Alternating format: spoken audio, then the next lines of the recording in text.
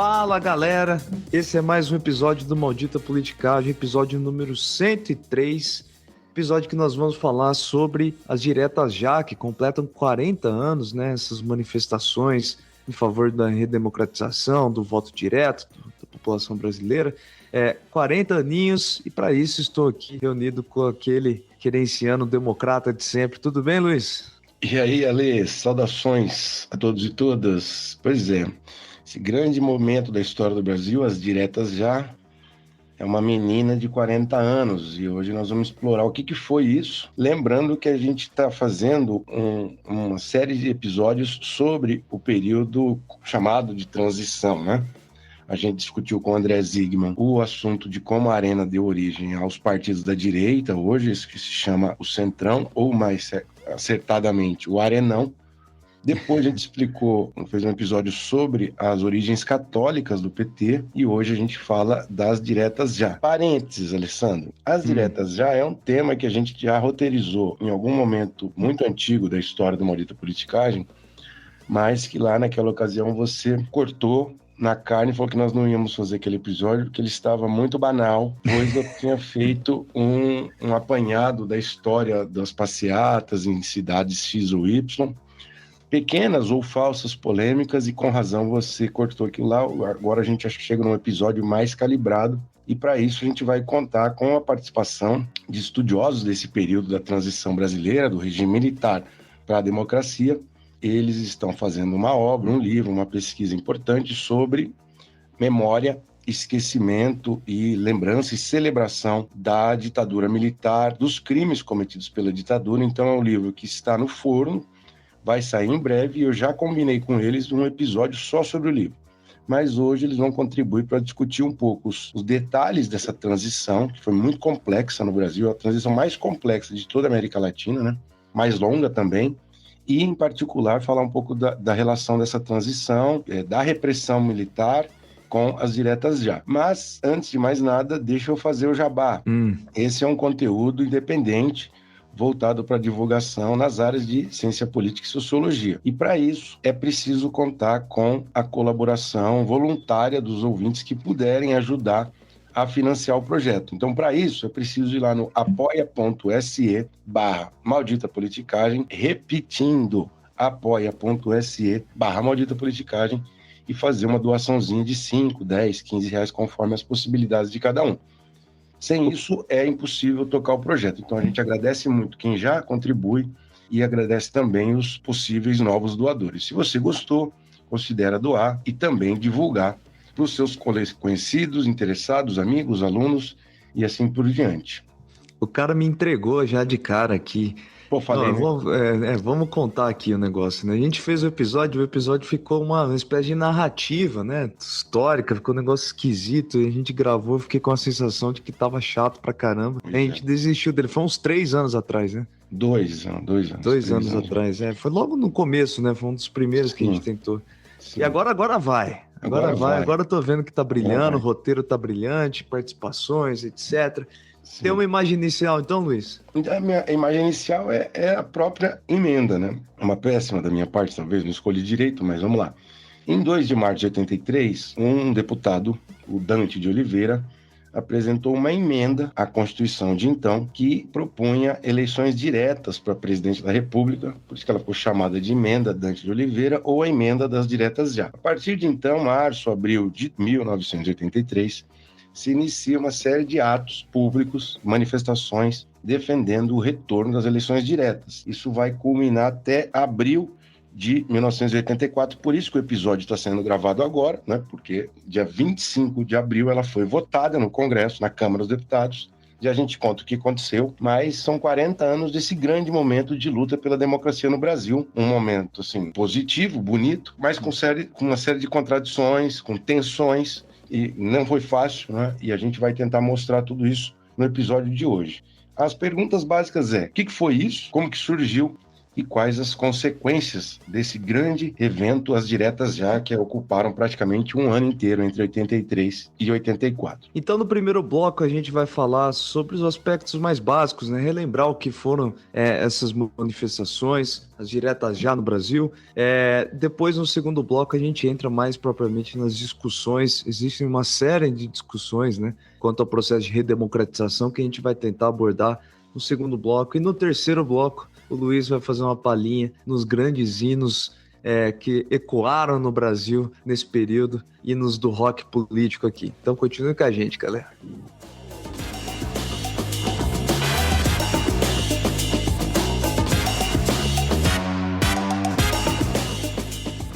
Pois então, vamos lá, Alessandro. A transição brasileira, como a gente falou no primeiro bloco, ela é a mais longa dos países que passaram por ditaduras na América Latina. Foram pelo menos 11 anos, dependendo do critério, 11 anos, dependendo do critério até mais.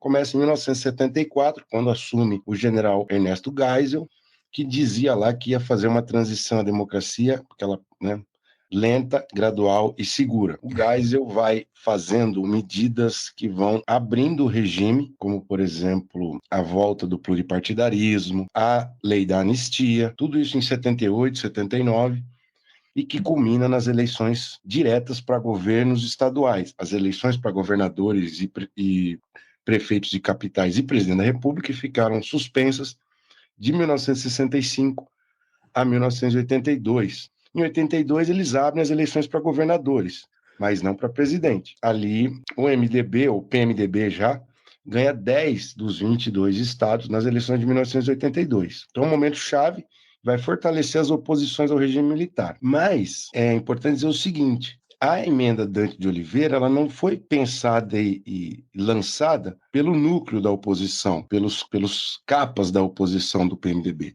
O Dante de Oliveira era um deputado assim um deputado de menor expressão. Ele compõe uma ala do Congresso que eram os deputados chamados capuchinhos, que eles eram barbudos e andavam com os ternos brancos. Ela é meio elegantezinha, né? Vocês procurem aí a imagem. E o núcleo do PMDB, então, Tancredo Neves, Ulisses Guimarães, Franco Montoro, Fernando Henrique Cardoso, Mário Covas, os grandes líderes civis do PMDB, né? Os líderes da oposição, assim dizendo, eles não foram os formuladores, né? E eles abraçaram as diretas à medida em que a coisa foi encorpando. É importante dizer isso. Então, as diretas não estavam no horizonte pactuado e negociado da transição. Portanto, foi uma coisa que sai das beiradas, como diz o caipira, sai das franjas da transição e vai para o centro do palco à medida em que a coisa vai evoluindo. Vamos contar aqui o passo a passo histórico, né, de como se desenvolveu ao longo de 1983 até janeiro de 84, quando a coisa pegou fogo, né? Mas antes disso, Luiz, eu vou fazer uma ressalva aqui, na verdade, um esclarecimento para aqueles que são, principalmente meus alunos, né, que eles acho que dificilmente entenderiam o que significa, porque diretas já, né?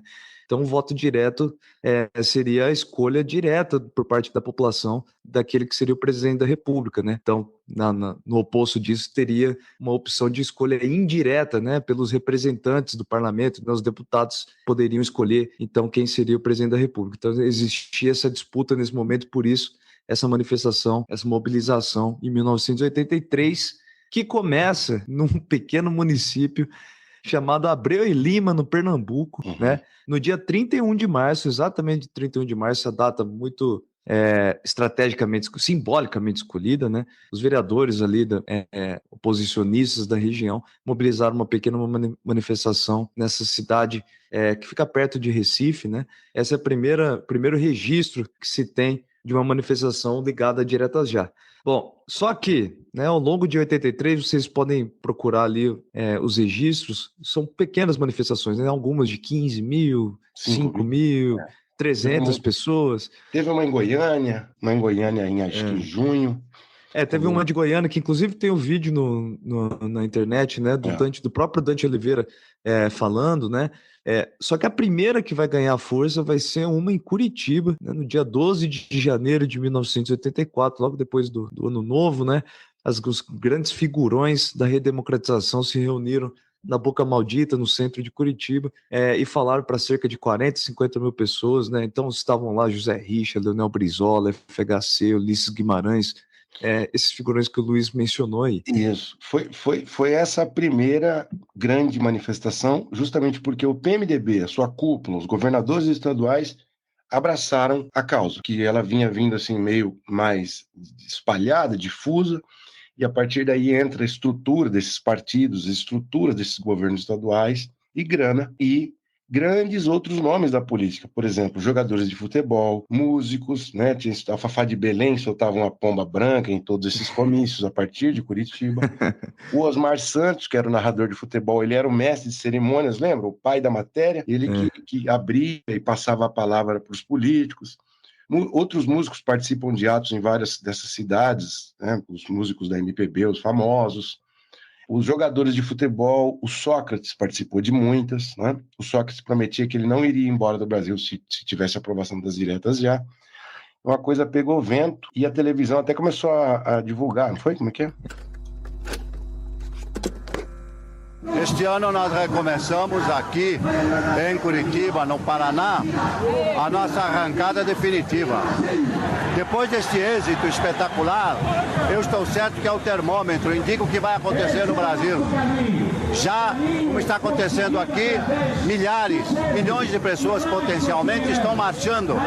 E o povo, quando está unido, está marchando, está consciente, ele é invencível, não é a força que possa derrotá-lo. Bom, esse que vocês ouviram é o Ulisses Guimarães, né? Liderança central ali do MDB, da oposição, mostrando já, ele já estava sentindo que os ventos estavam mudando com mais força, né, Luiz? Dá para perceber isso na fala do nosso Ulisses Guimarães. Então vamos lá, vamos para a parte conceitual da coisa, se é que podemos afirmar isso, Luiz. O que foi, como nós poderíamos interpretar as diretas já? Foi um movimento social, né? Ou foi um conjunto de manifestações apenas? Diz pra gente. Vamos seguir aqui a explicação do Edson Bertoncello, que tem um trabalho importante sobre as diretas e é professor de sociologia na USP. Ele foi um movimento social, e aí aspas para ele, uma coletividade agindo com algum grau de organização e continuidade fora dos canais institucionais, dos partidos, do parlamento, portanto, e com o objetivo de desafiar a autoridade existente. Então, isso foi mais do que um conjunto de passeatas, foi um movimento social propriamente dito no argumento dele. E a autoridade de então era o regime militar. Vale lembrar que em 83 e 84, o presidente ainda era um general militar, era o general Figueiredo, certo? Foi o último dos 5 presidentes militares. E o que era o grande desafio aqui, eles questionavam o instituto da eleição indireta. Como o Alessandro disse, quem elegia o presidente até então, e era para eleger ainda em 85, era o colégio eleitoral, que era formado pelos parlamentares do Congresso Nacional. Então, a emenda queria acabar com a eleição indireta, com a força do colégio eleitoral, e transmitir o direito de voto ao povo novamente. Então, foi isso que começou ali em 83 e vai até 84. Tá, Luiz, qual é a relação, então, que nós poderíamos traçar dessa movimentação, né, desse movimento social, então, como afirma o professor Edson Bertoncello, qual é a relação com o contexto geral do Brasil, né? Por que surge nesse momento diretas já? Como isso pode ser interpretado segundo os analistas? Sim. São 3 fatores que permitiram o surgimento das diretas já. Vamos dizer, econômico, ou que o autor chama de crise do Estado, que era o Estado montado lá na década de 30 pelo Getúlio Vargas e que continuou, né? Representação sindical corporativa, uma forte ação do Estado sobre a economia, aquilo que a gente chama de desenvolvimentismo. A partir dos primeiros anos da década de 80, a crise econômica, já a inflação, perda de poder aquisitivo por parte da população mais pobre era muito comum, né? Tava sendo muito forte. Então, a partir de 83, tem uma primeira greve geral depois da ditadura militar. Existe um movimento em São Paulo que era o tal do quebra-quebra, que eram saques a mercados, a população estava realmente muito carente. Então, vendo a emenda Dante de Oliveira já tramitava no Congresso. Mas vendo essa efervescência, é que as diretas vão encorpando. Os políticos vão falando, a coisa vai pegar porque a população está insatisfeita. Esse é um clima de fim de festa por parte, né, sobre o regime militar. Então, eles tinham pouquíssima popularidade já. A gente já falou em outros episódios que mais de 80% da população era a favor do retorno das eleições diretas. Então, além disso, tem uma crise do regime político, que era o regime ditatorial. Por quê? Justamente pelas eleições de 82. Agora mudou a correlação de forças. Se antes os militares elegiam todos os governadores de forma indireta, em 82 você já tem 10 governadores e grandes governadores, grandes figuras da política brasileira eleitas e que colocava a força do lado oposto, na oposição. Então, o PMDB era o partido mais forte da época, e o PDT. E, em terceiro lugar, o PT, embora o PT não tenha elegido nenhum governador em 82. Mas olha os nomes: José Richa no Paraná, o Franco Montoro em São Paulo, Leonel Brizola no Rio de Janeiro, Tancredo Neves em Minas, Valdir Pires na Bahia. São grandes nomes de oposição ao regime militar, muitos deles exilados e perseguidos durante a ditadura. Então havia uma crise no regime, o regime estava enfraquecido. Além do mais, a oposição elegeu 235 cadeiras para a Câmara dos Deputados, enquanto o regime militar elegeu 244. Mas eles não tinham mais aquela maioria absoluta folgada que eles tiveram até 1981. Ô, Luiz, eu me lembrei uma coisa... Agora que você falando desses figurões todos, e tem uma foto que reúne todos eles, né? Sim. Uma foto histórica que eles estão segurando, acho que uma faixa, né, de comemoração ou de apelo, né, da Diretas Já. E eu me lembro não sei se você se lembra de uma palestra que o professor falecido José Murilo de Carvalho fez pra gente lá na Federal do Paraná.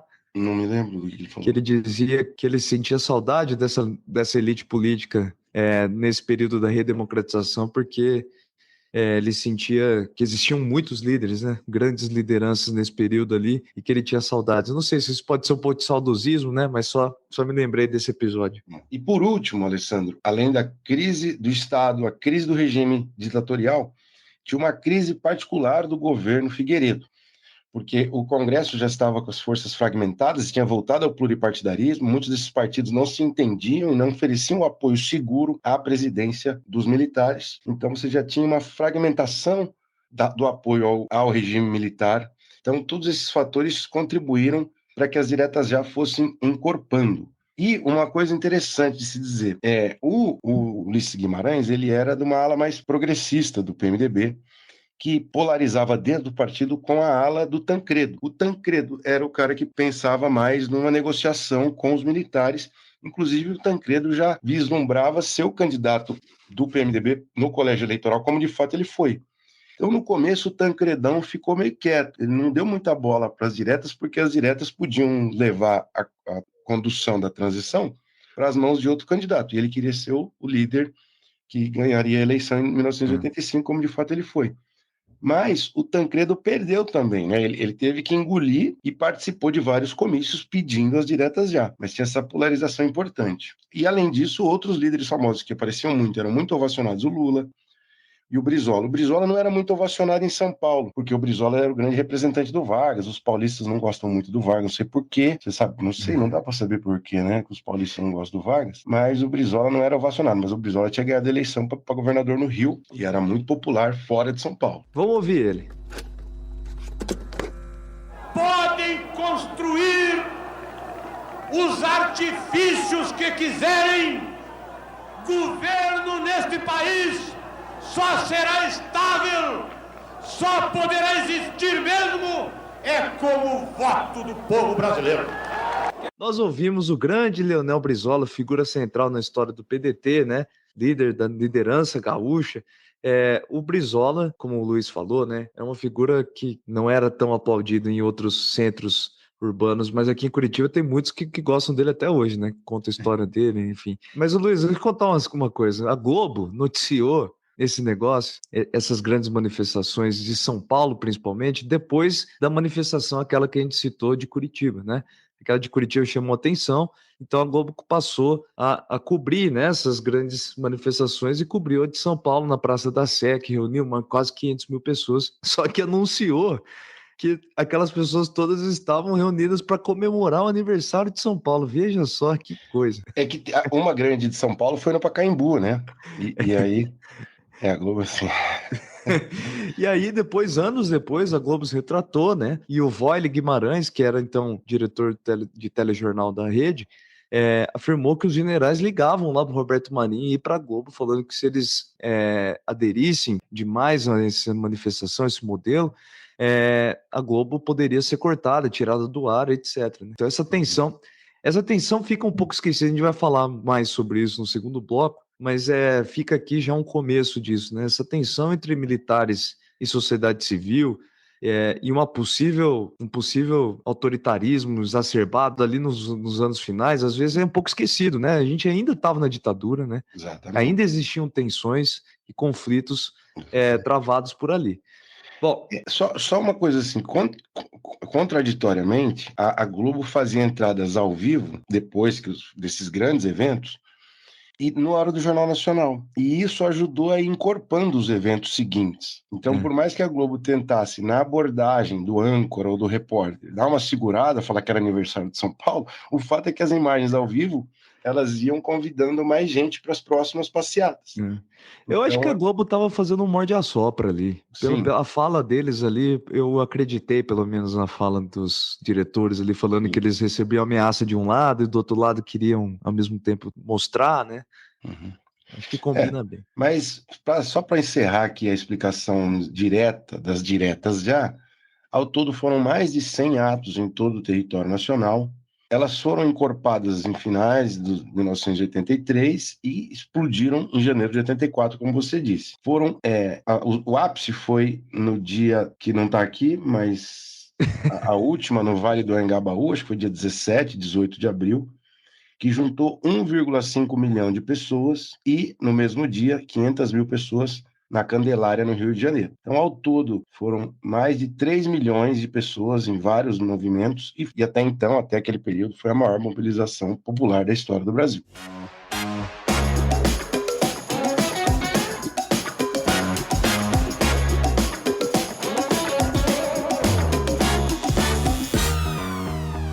Bom, Luiz, aí a gente contou então toda essa história, né? Classificamos então as diretas já como um movimento social de 83 a 84, que foi crescendo ao longo do ano de 83, 84 ganhou dimensões com a participação, a adesão dos grandes líderes da oposição.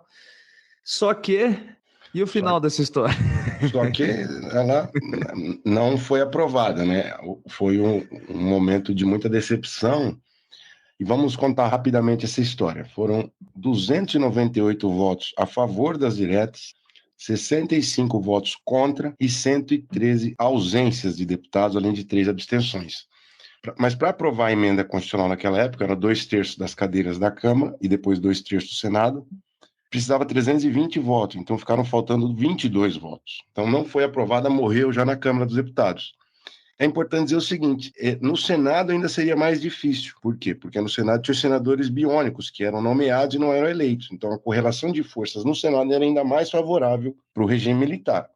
Agora, com isso, né, portanto, na votação do dia 25 de abril de 1984, derrota da emenda Dante de Oliveira, derrota das diretas já, também as pessoas estavam em vigília, acompanhando, esperando, e ficaram muito decepcionadas, muitas pessoas chorando, etc. Mas o fato é que, com isso, a gente teve que esperar mais 5 anos para votar para presidente de modo direto. Agora, por que ela não foi? E aí, quando votou, foi eleito o Collor, né? Foi o Collor, mas enfim. Essa história do Brasil é bizarra, né? O fato é, por que perdeu? Perdeu porque, aquilo que você mencionou agora há pouco, ainda era um regime ditatorial e os militares tinham um controle e procuravam e mantinham um controle muito forte das medidas de transição. Inclusive, existe talvez até um consenso na literatura, a mobilização das diretas foi uma virada, né? Foi uma virada em favor da oposição. A oposição se fortalece muito graças às diretas já. Só uns detalhezinhos aqui. O núcleo do regime militar colocou tudo que tinha à disposição para barrar as diretas, né? Então, eles conseguiram 113 abstenções.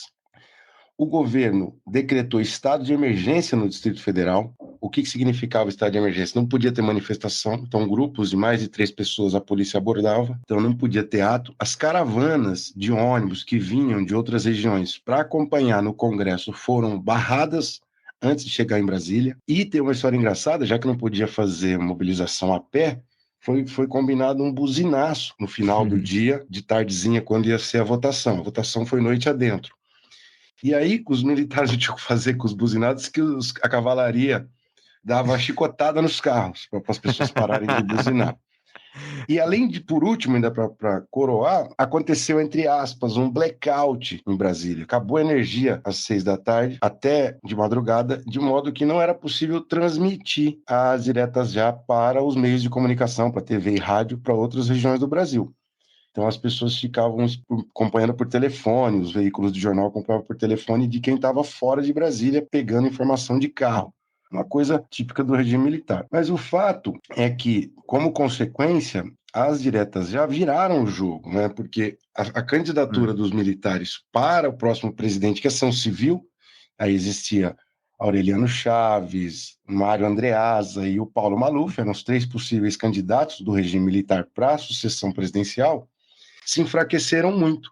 E muitos dos ex-arenistas e agora no PDS fecharam um acordo com a candidatura do Tancredo. Então, as diretas também foram importantes para virar a correlação de forças pró-oposição ali na eleição que se daria em 1985. Sim, então é preciso sempre, né, lembrar das diretas já como um acontecimento relevante para a gente entender a Constituição, né, o processo de redemocratização, né, tudo isso, apesar de sair derrotada nos votos, então, né, para a gente fechar, a direta já foi um ponto fundamental ali no processo de redemocratização do país. Sim. Bom, Luiz, existe uma série de quebra-paus, né, relacionados ao tema. Vamos recorrer aos especialistas no tema, né, para lidar com vários deles aqui. O que a gente ataca primeiro? Uma primeira discussão é se a transição brasileira foi um pacto pelo alto, um pacto das elites. Um acordão das elites, né? Em contraposição ao povo virtuoso, né? Como se o povo não tivesse atuado, não tivesse papel importante no processo de construção da democracia. E agora, uma nova visão, contrária a essa que já está meio cristalizada nas aulas, ensino médio, muitas vezes a gente ouve isso, né? Foi uma transição negociada e que o povo teve pouca expressão. Essa nova perspectiva é, por exemplo, aquela trazida pelos autores que nós mencionamos, o Josué Suaco e a Cristina Buarque de Holanda, que nesse livro que eles estão escrevendo, discutem isso. E aí o José aborda como que essa transição foi disputada mesmo, né? Teve a participação calculada e uma atuação forte da ditadura militar para barrar os movimentos mais agudos em favor da redemocratização mais rápida. Vamos escutar o áudio do Zé, que fez essa explicação para a gente. E uma outra, né, chave para a gente pensar aqui é o que foi, como foi difícil, como foi disputada a transição, quando sai da chave do medo, da sombra da repressão, né, porque não tinha mais a perseguição sistemática e fatal, né, não tinha, já no fim dos anos 70 isso já estava diminuindo bastante, mas ainda no começo dos anos 80, Luiz, você ainda tinha muitos atentados espalhados pelo país, né? Então, quer dizer, tinha uma franja das Forças Armadas que continuava perseguindo as esquerdas e as oposições. Então, você tem bombas, cartas-bomba, você tem atentados, ameaças, né? Isso ainda era muito comum no começo dos anos 80. Então, estou falando aqui um pouco, a gente chama isso no livro de uma economia política do medo, né? Então,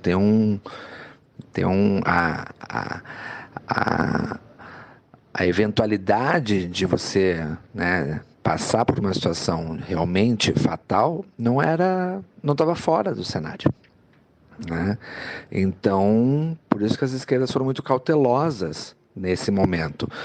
E um traço muito evidente dessa cautela está nos programas eleitorais dos partidos nas eleições de 82, né? Quando os governos estaduais, nenhum partido, né, o PDT, o PMDB, o PT, não traziam a agenda dos mortos desaparecidos, né,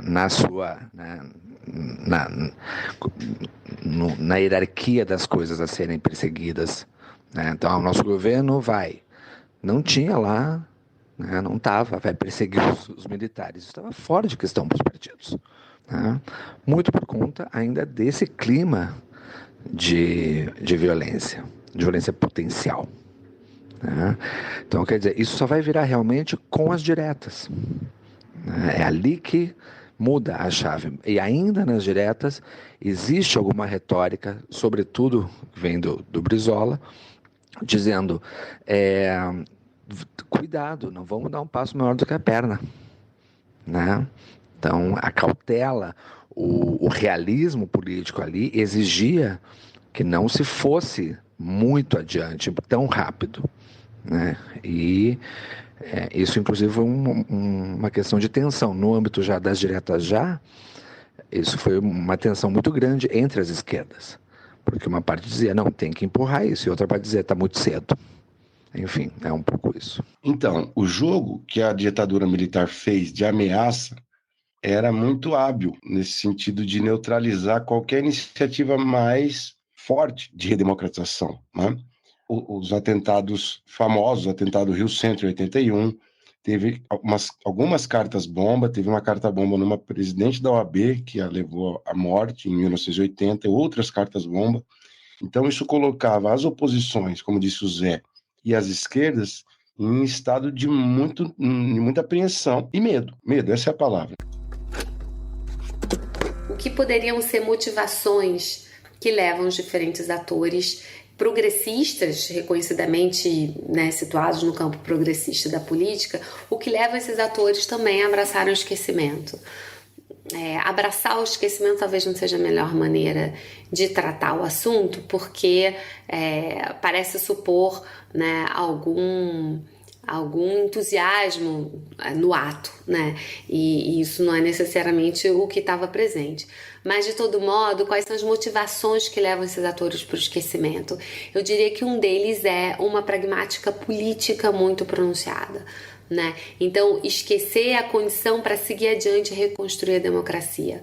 E para se reconstruir a democracia, havia uma série de passos a serem dados, né? Colocar os partidos políticos de pé, depois da dissolução do regime bipartidário da ditadura, garantir eleições diretas e garantir uma Constituição propriamente democrática, né? Porque evidentemente que a democracia não poderia seguir sempre à sombra de uma Constituição que foi alinhavada pelos militares, né? Então, a motivação de seguir adiante era uma motivação central, né?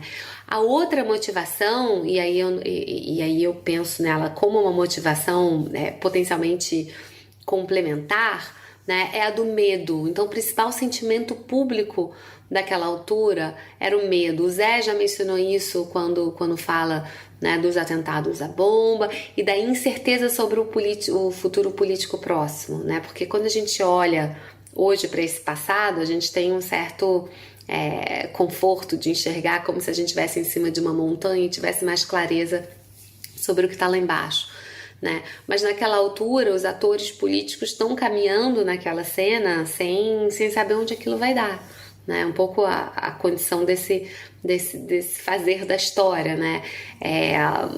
A história é vivida com um grau de incerteza muito, muito grande pelas figuras que estão, né, à frente de processos políticos, né?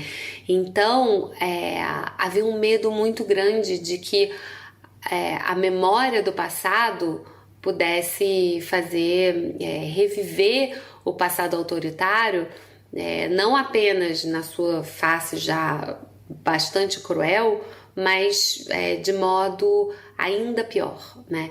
Então, a ideia de uma potencial argentinização no Brasil era uma ideia muito presente, né? E esse medo não pode ser negligenciado como um fator importante de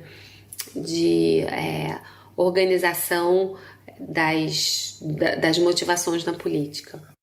Eu acho que vale lembrar, né, Luiz? A Argentina passou por uma redemocratização em 73, né? A Argentina passou por uma ditadura militar que durou de 66 até 73.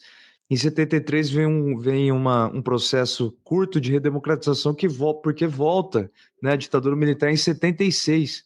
Isso. Então, né, rapidamente teve um movimento democrático ali, uma eleição.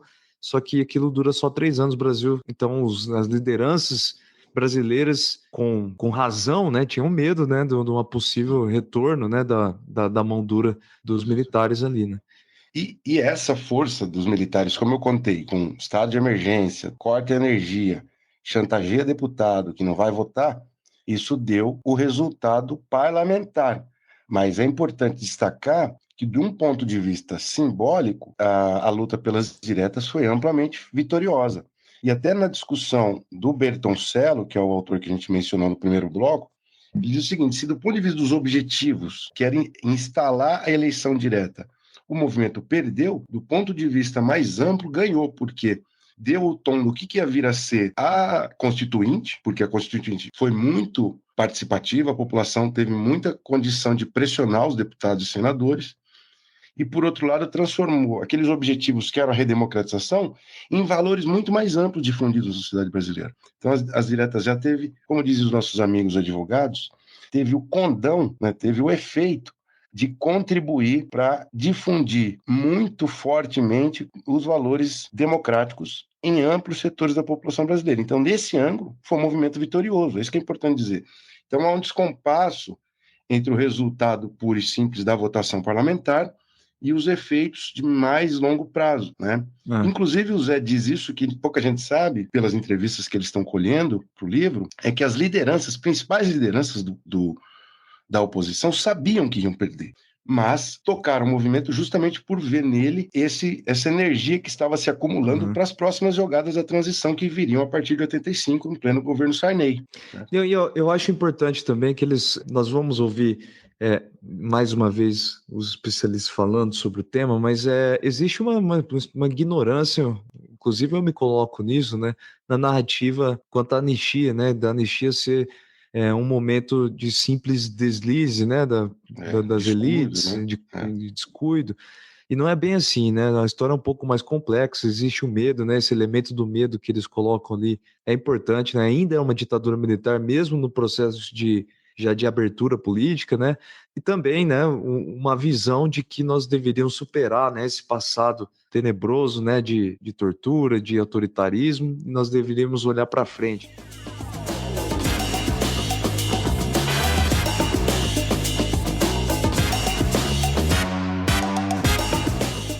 Então, nós estamos tentando, a partir dos nossos convidados, a Cristina Buarque de Holanda e o José Leão Suaco, que estão escrevendo juntos um livro sobre esse assunto da transição e da memória a respeito dos crimes praticados pelo Estado brasileiro durante a ditadura, de que essas coisas não são simples.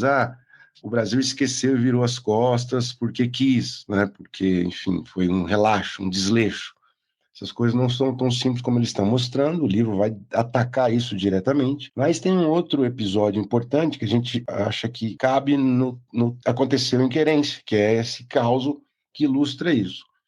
Existia uma militante, uma guerrilheira que foi presa na década de 70, e é uma história também que deveria ser mais conhecida, e a gente vai colocar aqui pela explicação da Cristina, para vocês entenderem e terem dimensão de como a ameaça e de como a força da ditadura ainda era muito expressiva, era muito assustadora nesse período da virada dos 70 para os 80. Vamos escutá-la. A Inês Etienne é uma figura que é bastante conhecida, né, nessa história da resistência à ditadura, né? Então, ela é a única sobrevivente da chamada Casa da Morte, que foi um dos braços clandestinos da repressão, né, na cidade de Petrópolis, no estado do Rio de Janeiro.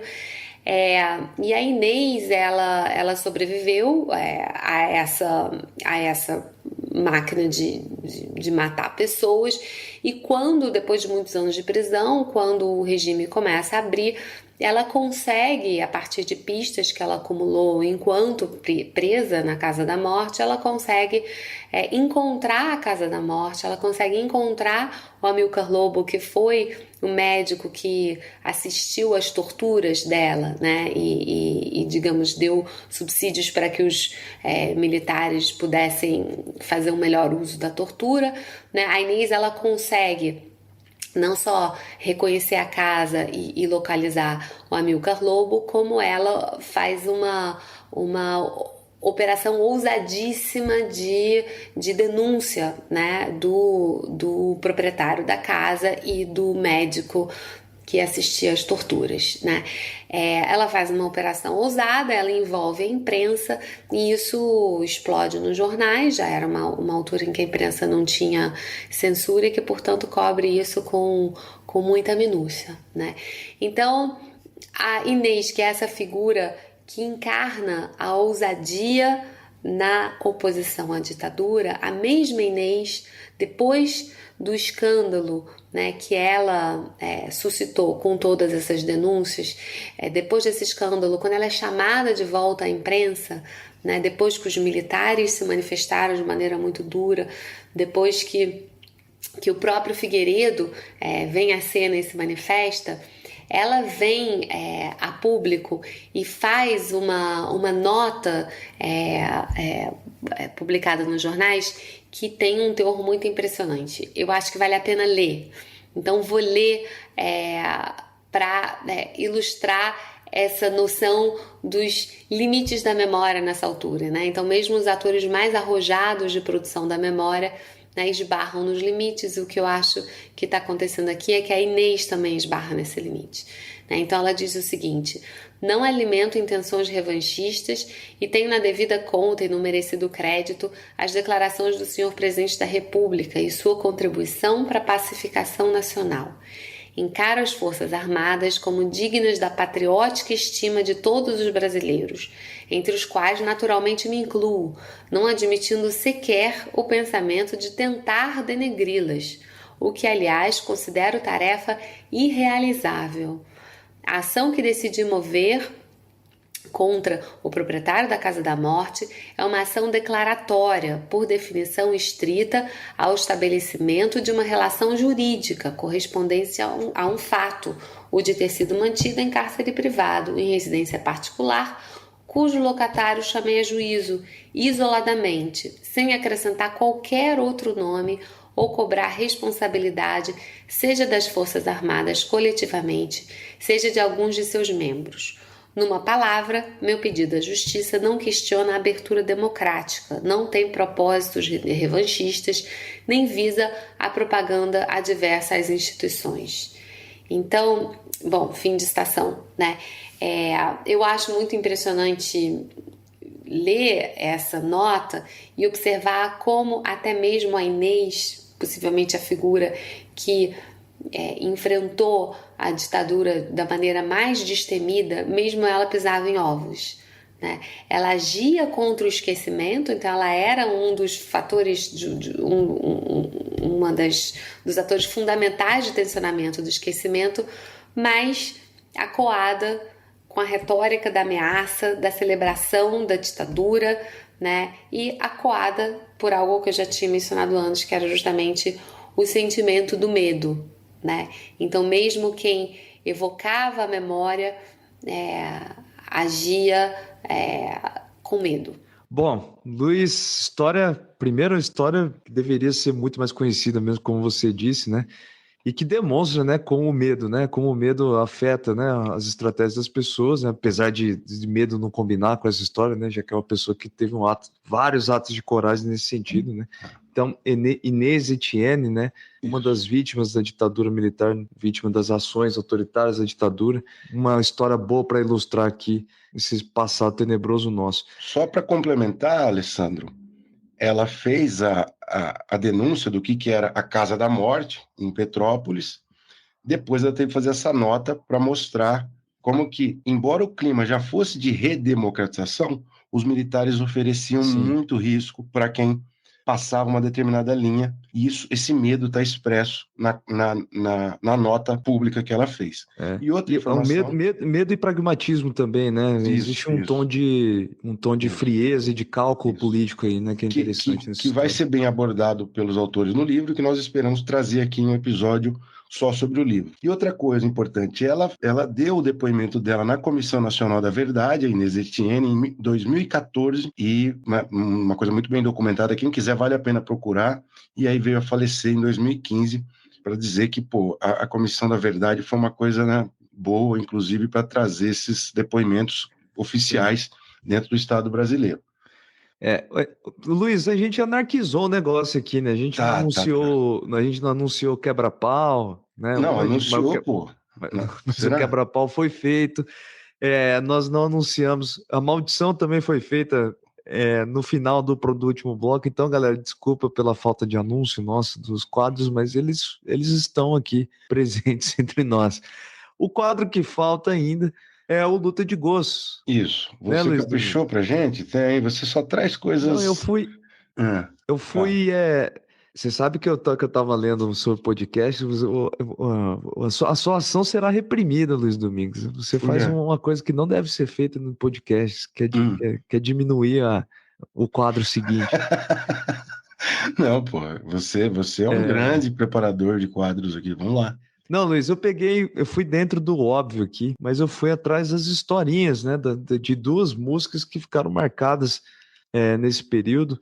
Eu confesso que eu não sou muito fã dessas músicas, né? Então desculpa aí, pessoal, que eventualmente curta. Você faz o bloco e joga o bloco. Você que faz o bloco e joga o bloco para baixo, eu que tô... Mas vamos falar de Inútil, a música do Traje a Rigor, de 1983, que muitas matérias diziam que ela ecoava muito, né, nessas manifestações do Diretas Já. E uma que não tocou tanto nos Diretas Já, mas que está associada a esse período como um todo, que é a música Que País é Esse, da Legião Urbana. Ambas têm historinhas bacaninhas aqui por trás, mas vamos lá. Boas. As histórias salvam as músicas, hein? As histórias salvam a música. Mas você prefere qual, Luiz? Acho que eu prefiro a do Traje. Não, perdão, a do Legião Urbana. Esse ato falho foi estranho, hein? Não, o Traje é foda. Vai lá. Eu não botei muita fé, não, hein? Não, tô achando que você escuta o Traje a Rigor escondido em casa. Vai. Não, eu acho chato as duas, mas eu acho que eu prefiro a da Legião Urbana também, né? Que País é Esse? É uma música clássica. Eu acho que Que País é Esse é até legal a música. Acho que tocou tanto que eu acabei pegando um pouco de ranço, na verdade. Mas vamos lá. A Inútil, né? A música Inútil do Traje a Rigor, de 83, como eu disse, ela ficou censurada durante muito tempo, né? Ela fazia uma série de críticas. Então o governo militar, outra prova, né? Os militares censuraram em 83 essa música, ela demorou alguns meses depois da tentativa de ser lançada, aí sim que ela pôde ser lançada em outubro daquele ano. E teve como inspiração o Pelé, veja só. Pelé, em uma dada entrevista, falou que o povo brasileiro precisaria aprender a votar, né? Então, abre aspas, né? O povo brasileiro ainda não está em condições de votar por falta de prática, por falta de educação, e ainda mais porque se vota em geral, mas por amizade nos candidatos, né?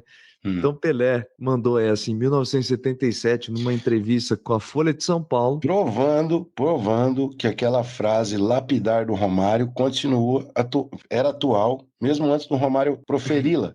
O Romário dizia que Pelé, de boca fechada, era um poeta, né? Então, tinha uma discussão se o Pelé era um apoiador da ditadura militar. Com essa frase ele queria, né, apoiar os militares, ou se ele só falava as mesmas coisas meio que vinha na cabeça e acabou cometendo esse deslize, né? E a concorrência?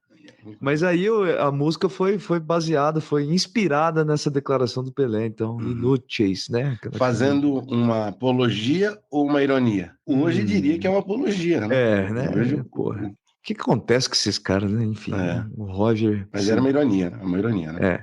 Pois é.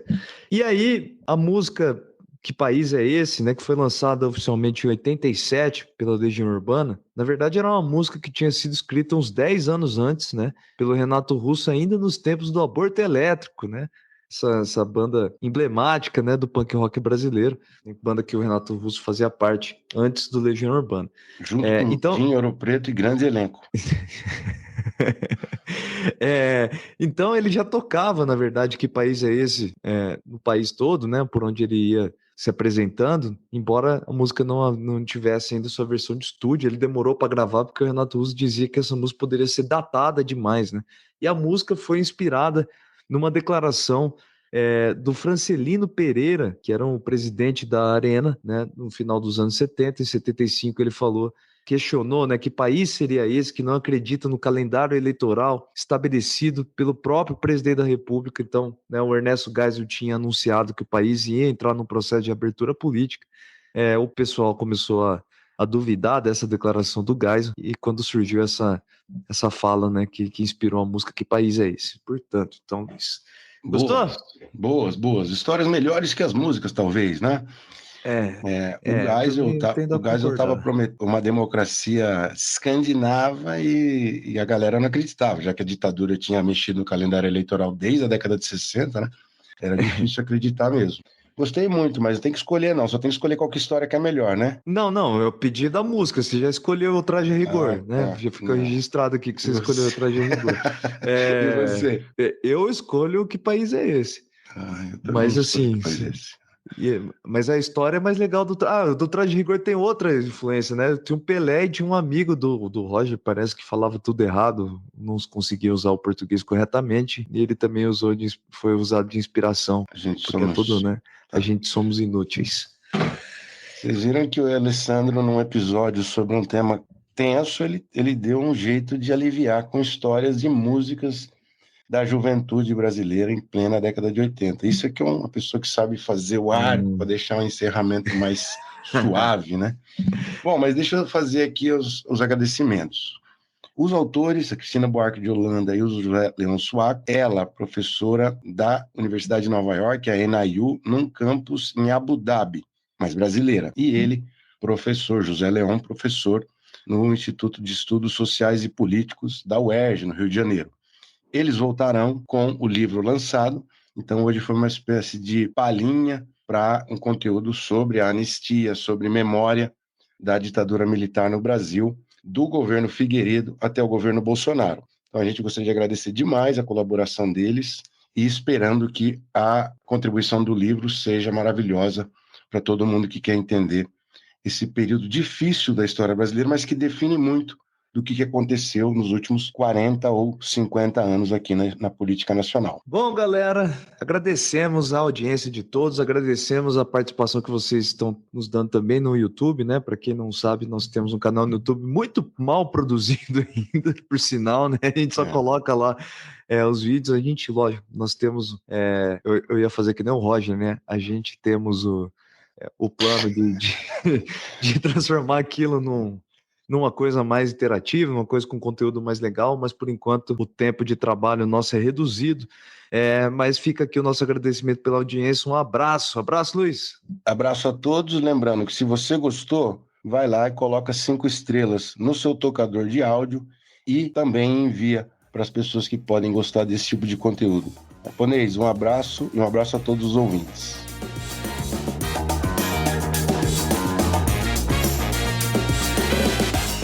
O Maldita Politicagem tem roteiro e produção de Luiz Domingos Costa e Alessandro Tokumoto, edição de áudio de Matheus Bittencourt, finalização de áudio e identidade visual de Fábio Tokumoto.